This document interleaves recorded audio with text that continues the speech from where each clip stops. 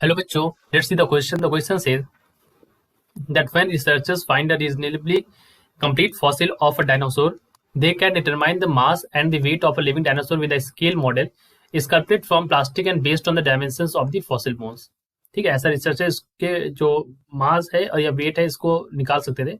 The scale of the model is 1/20, that is the length are 1/20 actual length and areas are 1/20 square of actual areas and volume are 1/20th cube of actual volumes. First, the model is suspended from one arm of the balance and the weights are added to the other arm and equilibrium is reached. मतलब पहले यहाँ पर इसको टांगा गया, फिर इसके weights रखे गए. Then the model is fully submerged in water. उसके बाद इसको water में डाल दिया गया. Enough weights are removed from the second equilibrium for a model of particular T-Rex that is shown in the figure. इन्होंने कहा है कि the fossil that is 791.10 ग्राम had to be removed to reestablish equilibrium, ऐसा इन्होंने कहा है. So what was the volume of the model पहले, फिर एक्चुअल टीरेक्स पूछा है, then the density of the T rex. तीन चीजें हमसे पूछी है और यही हमसे यहाँ पर पूछा गया. ठीक, और यहाँ पर मास भी हमको बताना है, डेंसिटी और मास दोनों बताना है सी वाले में. ठीक है, चलिए इसको करते हैं. इस क्वेश्चन को देखिए सॉल्व करने के लिए जो की कॉन्सेप्ट हम यूज करने वाले हैं, दैट की कॉन्सेप्ट इज वेरी बेसिक. यहाँ पर आपको यूज करना है, एक तो आपको यहाँ पर देखना है कि जो हमारा डेंसिटी होती है, density rho is equal to mass upon volume. एक तो ये की कॉन्सेप्ट होगा. ठीक है, और दूसरा आपको यह ध्यान रखना है कि जब आप इसको वाटर में लिक्विड में सबमर्ज करेंगे तो जो फोर्स आ जाएगा, दैट फोर्स यानी कि कुछ एक्चुअल फोर्स होगा, तो उसमें आप क्या कर देंगे, उसमें जो एक्चुअल फोर्स होगा उसमें आप घटा देंगे यहाँ पर जो आपका बायंसी फोर्स होगा. ठीक है, so in that actual force you have to subtract the buoyancy force. ठीक है, ये ऐसे आपको करना होगा. बायंसी यहाँ लग जाती है वाटर के केस में, ये बात आप जानते हैं. तो ये मैंने आपको की कॉन्सेप्ट दोनों समझा दिया. अभी थोड़ा सा आगे बढ़ते हैं, इसको करते हैं सॉल्व. तो पहले केस को सबसे पहले देखते हैं. इन्होंने पूछा actual volume of the model. सबसे पहले इन्होंने पूछा वॉल्यूम ऑफ द मॉडल. ठीक है, तो वॉल्यूम निकालने के लिए सबसे पहला हम यहाँ पर सॉल्व करते हैं. देखिए पहले केस में जो है वो हम ये मान लेते हैं कि मॉडल पहले जब एयर में रखा हुआ है तो उसमें जो उसका ट्रू वेट होगा वो एफ होगा. यहाँ पर इसका क्या है, ट्रू वेट है. This is the true weight of the model. उसके बाद जब मॉडल हमने वाटर में डाल दिया तो यहाँ पर लगी बायंसी, तो उसका जो वेट आ गया वो F G minus F B, B हमारा बायंट फोर्स हो गया. ठीक है, तो डिफरेंस जो आ जाएगा मास में, ये हमारा क्या है, व्हेन प्लेस्ड इन वाटर.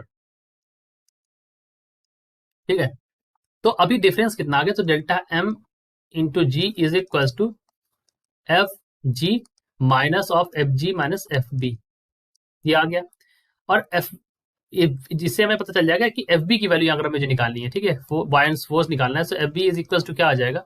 सो बच्चों ओवर ईयर अगर आप बायंस फोर्स निकालेंगे तो एफ इज इक्वल टू क्या होता है, एम इंटू ए, और मास होता है डेंसिटी इंटू वॉल्यूम. तो हम लिख सकते हैं density of water into volume into gravity, इस तरह से लिख सकते हैं. ठीक है, और क्योंकि ये जो वेट है ये डिस्प्लेस किया गया है, ठीक है, तो यहाँ पर हम लिख सकते हैं, देखो ये वैल्यू है इसकी. तो अगर आपको निकालनी है वीएम, यानी कि वॉल्यूम से पूछा गया volume of model, so volume of model is equal to delta M by rho यानी डेंसिटी ऑफ वाटर. ठीक, अब डेंसिटी ऑफ वाटर जो होती है वो हमें पता है 1000 किलोग्राम पर मीटर. और ये जब अगर आपने इसको सॉल्व किया यहाँ पर वैल्यू रख के, तो अगर आपने इसको यहाँ पर सॉल्व किया होगा, सॉल्व करेंगे जब आप इसकी वैल्यूज को, तो यहाँ पर वैल्यू जो आ जाएगी वो मैं लिख देता हूँ यहाँ पर 0.63776 डिवाइड बाई 1000. ठीक है, तो अप्रोक्सीमेट जो वैल्यू यहाँ से आ रही that is 6.378 into 10⁻⁻4 metre cube. तो ये हमारी क्या आ गया, this is the dense volume, जो हमसे वॉल्यूम यहाँ पर पूछा गया था. तो ये पहला वाले का आंसर आ गया. अब दूसरे वाले ऑप्शन पे चलते हैं, दूसरे वाले क्वेश्चन देखते हैं. उन्होंने पूछा है द एक्चुअल टीरेक्स.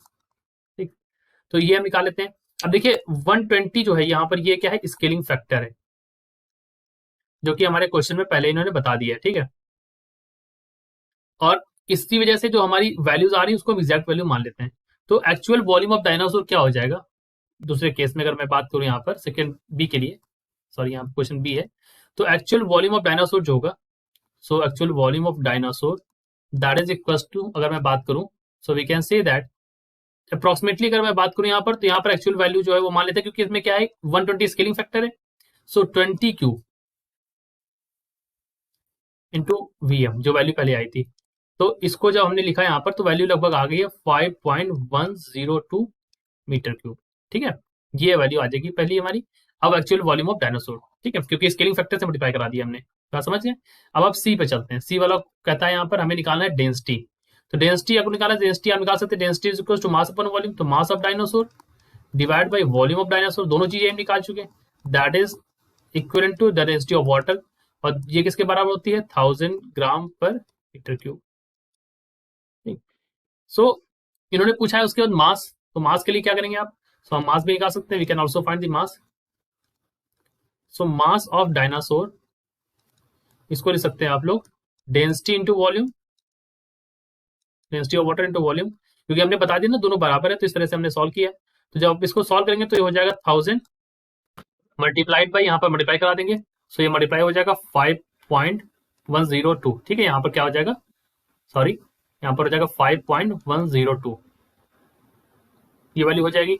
तो आप इसको मल्टीप्लाई करा के इसको लिखेंगे तो ये हो जाएगा 5.102 इंटू 10 की पावर 3, ये हमारा इतना केजी इसका क्या हो जाएगा, मास ऑफ द डायनासोर हो जाएगा।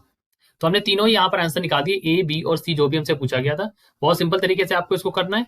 क्वेश्चन यहाँ पर लेंदी है, इट लुक्स लाइक कि थोड़ा टफ होगा, बट आपको इसको समझना है। यहाँ पर सबसे पहले बच्चों हमने क्या किया, पहले हमने वॉल्यूम निकाला मास अपॉन डेंसिटी से, फिर हमने यहाँ पर उन्होंने निकाला कि एक्चुअल वैल्यू वो निकाल दी हमने यहाँ पर वॉल्यूम, और उसके बाद फिर हमने डेंसिटी भी निकाल दी और मास भी निकाल दिया। So this is our answer.